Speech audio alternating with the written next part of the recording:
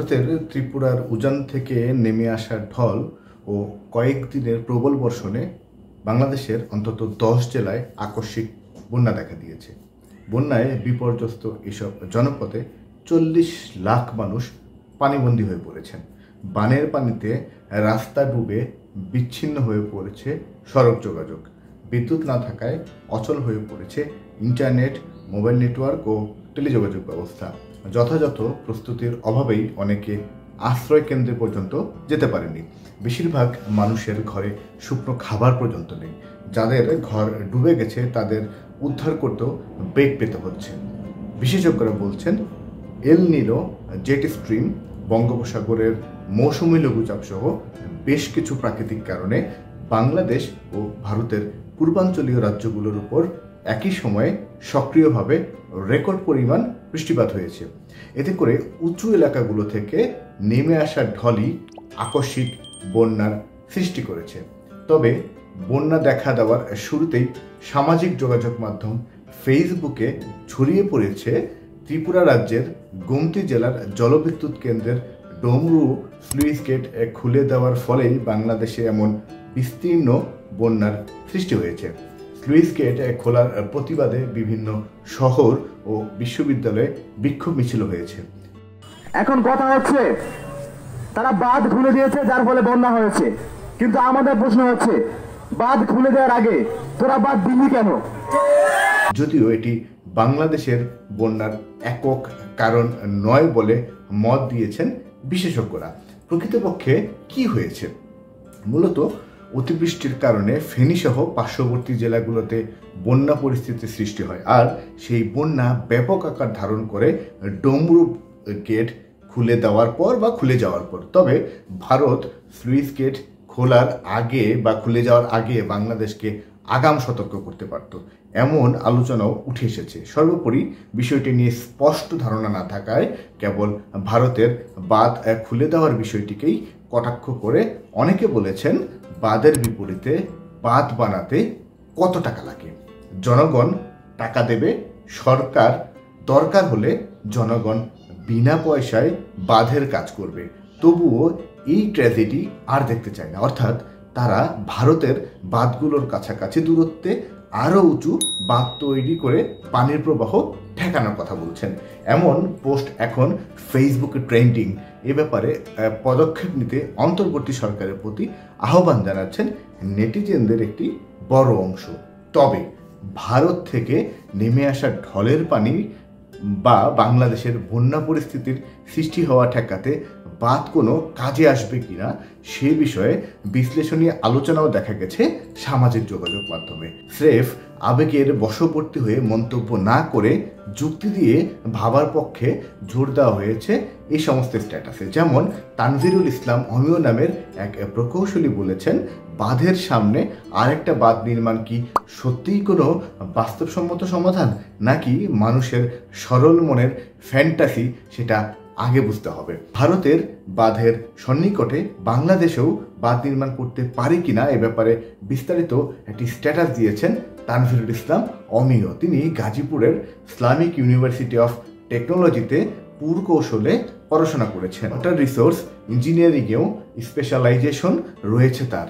বর্তমানে তিনি যুক্তরাষ্ট্রের ওয়েস্ট ভার্জিনিয়া ইউনিভার্সিটিতে অধ্যয়নরত এবং গ্রাজুয়েট রিসার্চ অ্যাসিস্ট্যান্ট হিসেবে কর্মরত। তিনি বলছেন, পরিকল্পনা ছাড়া ভারতের সব ট্রান্সবাউন্ডারি রিভারের বাঁধের সামনে আরেকটি বাঁধ নির্মাণ শুরু করলে বাংলাদেশ পুরোপুরি মরুভূমিতে পরিণত হবে। উদাহরণ হিসাবে তিনি বলেছেন, তিস্তা নদীর উপর ভারত যে বাঁধ নির্মাণ করেছে সেটার নাম গাজলডোবা বাঁধ।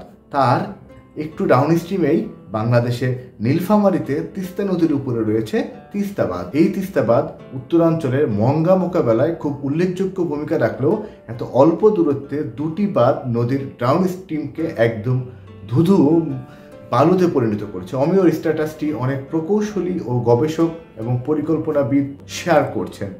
বাঁধ নির্মাণ প্রসঙ্গে ফেসবুকে ছড়িয়ে পড়া আরও একটি স্ট্যাটাস এমন, সময় হয়েছে ফারাক্কার 40 কিলোমিটার দূরে 7500 ফিট উচ্চতার দ্বিতীয় ফারাক্কা বাঁধ নির্মাণ করার। মাঝরাতে ঘুমন্ত অবস্থায় বাঁধ খুলে দিয়ে ভারত পৈশাচিক আনন্দ পাচ্ছে।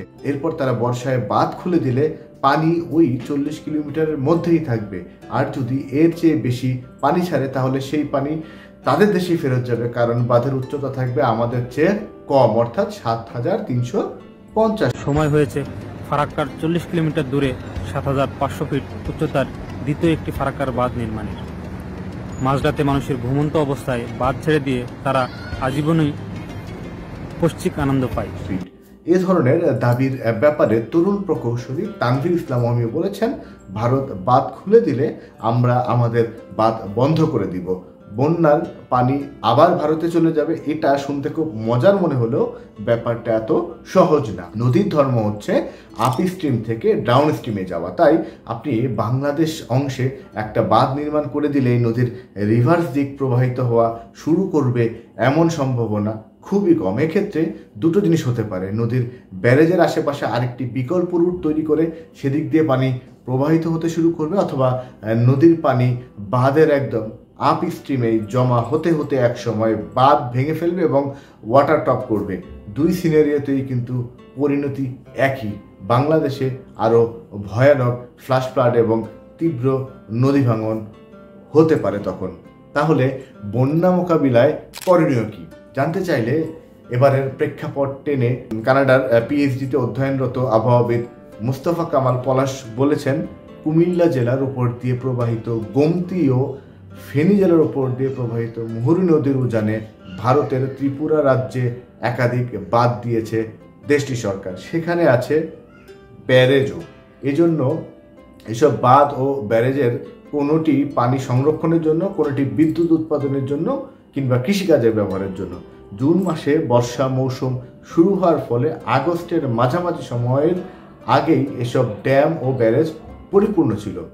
19 আগস্ট সকাল 9টার পর থেকে শুরু করে 20 আগস্ট সকাল 9টা পর্যন্ত মাত্র 24 ঘন্টার মধ্যে ত্রিপুরা রাজ্যের সব ড্যামের পানি ধারণ ক্ষমতার শেষ সীমায় পৌঁছে যায় এবং 20 আগস্ট রাতে হঠাৎ করেই বেশিরভাগ ড্যাম ও ব্যারেজের গেট খুলে দেয় ত্রিপুরা রাজ্য কর্তৃপক্ষ।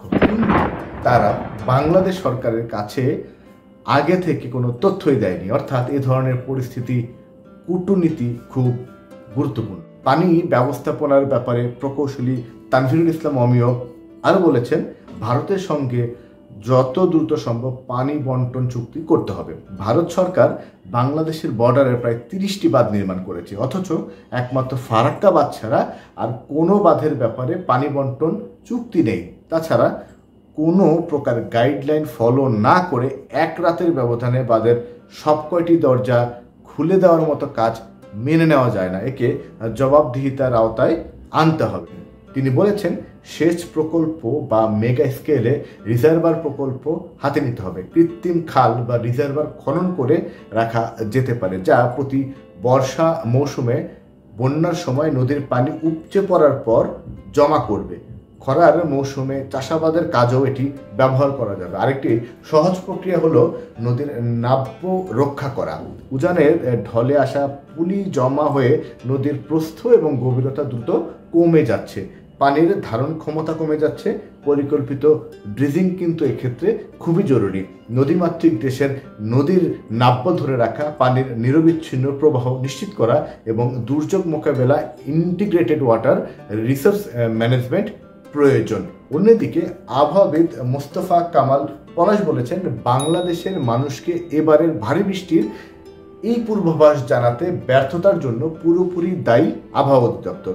তারা কেন ব্যর্থ হলেন, গণমাধ্যম কর্মীদের উচিত সেই ব্যাখ্যা খুঁজে বের করা। আগে থেকে পূর্বাভাস পাওয়া গেলে মানুষ বন্যার প্রস্তুতি নিতে পারত।